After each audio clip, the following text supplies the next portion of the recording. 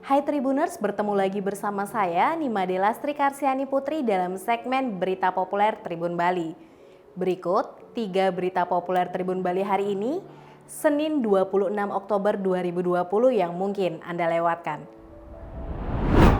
Berita pertama, badai roboh di Gianyar, PHDI sarankan buat upacara pengulapan.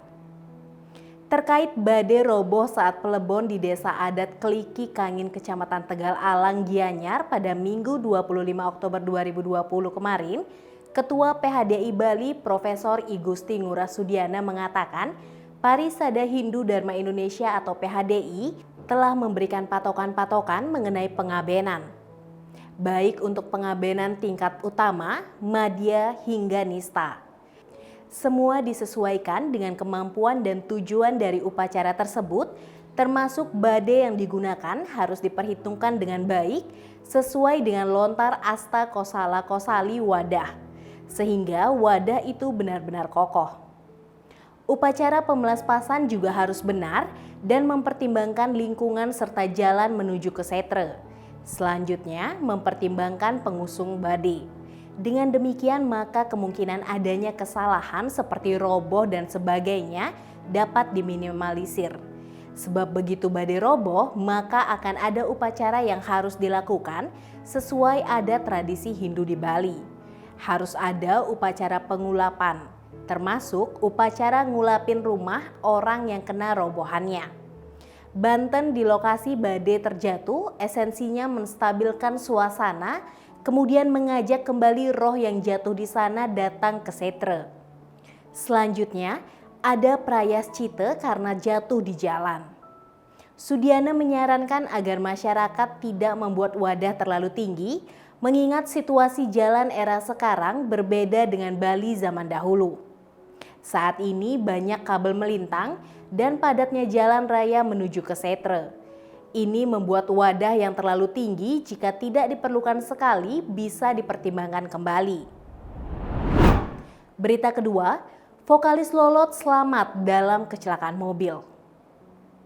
Vokalis Lolot Made Bawe lolos dari maut saat mengalami kecelakaan lalu lintas di Banjar Dinas Pengalon, Desa Antiga, Kecamatan Manggis, Karangasem pada Sabtu 24 Oktober 2020 malam. Kecelakaan terjadi usai ia tampil di sebuah pernikahan di Karangasem. Manajer Lolot Gus Bim membenarkan ihwal insiden yang menimpa vokalis sekaligus gitaris band Lolot itu. Gus Bim mengaku belum mengetahui detail dari kronologis kejadian tersebut. Gus Bim memastikan Made Bawe dalam kondisi baik-baik saja. Sementara menurut keterangan Kanit Laka Lantas Satlantas Polres Karangasem, Ibtu I Gusti Lanang Putu mengungkapkan kendaraan yang dikendarai Lolot yakni Avanza Veloz putih DK1600DZ mengalami tabrakan dengan kendaraan Sigra putih Nopol DK1698SK yang dikendarai oleh Iputu Adriata, warga Banjar Dinas Lubur, Desa Padangbayi. Gusti Lanang menjelaskan, kecelakaan terjadi lantaran kelalaian pengendara. Kedua kendaraan muncul dari jalur berbeda dan setiba di lokasi kejadian, saat akan menikung ke kiri, kendaraan mengambil sedikit haluan ke kanan dan menabrak kendaraan Avanza yang datang dari arah berlawanan, dengan titik tabrak sebelah kanan jalan dari arah Kelungkung. Penyebabnya karena kelalaian pengendara. Kepolisian sudah memintai keterangan dari beberapa saksi dan mendatangi TKP. Pengendara dalam kondisi selamat, tak ada luka, hanya mengalami syok. Kerugian material diperkirakan mencapai sekitar 30 jutaan rupiah karena kendaraan mengalami kerusakan di bagian pintu serta lampu depan. Berita ketiga, cara daftar BLT UMKM 2,4 juta rupiah. Bantuan Presiden Produktif atau BLT UMKM yang menyasar pelaku usaha mikro di Indonesia resmi diperpanjang oleh pemerintah hingga Desember 2020. Presiden Joko Widodo menegaskan, penerima BLT UMKM ini ditambah 3 juta pelaku UMKM dan program dilanjutkan sampai Desember 2020. Dengan demikian, bagi pengusaha mikro yang ingin mendapatkan BLT UMKM tahap 2 masih bisa berkesempatan untuk mendaftarkan diri. Menteri Koperasi dan UKM Teten Mas Duki menyatakan, pengusaha mikro yang tempat usahanya berbeda dengan alamat di KTP bisa tetap mendapatkan BLT UMKM ini. Syaratnya adalah harus meminta surat keterangan usaha dari desa di tempat berusaha yang nantinya harus diberikan pada saat pengajuan atau pendaftaran. Hal ini harus dilakukan agar seluruh pelaku UMKM bisa mendapatkan bantuan secara merata.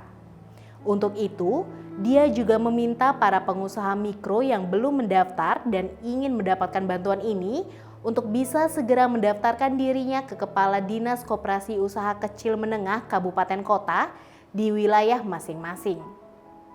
Dia juga menegaskan banpres produktif ini diberikan kepada pengusaha mikro yang benar-benar memenuhi persyaratan. Adapun persyaratannya adalah 1. Pengusaha mikro yang sedang tidak menerima kredit modal kerja dan investasi dari perbankan.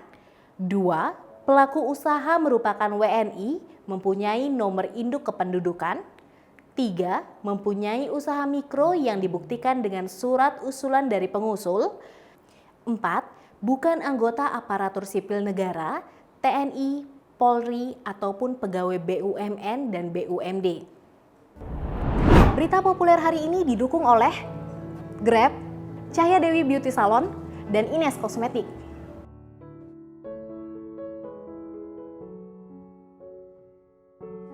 Demikian 3 berita populer Tribun Bali hari ini. Baca berita selengkapnya di koran Tribun Bali. Dan baca juga www.tribunbali.com. Jangan lupa follow, like, komen, dan share Facebook, Instagram, dan YouTube Tribun Bali.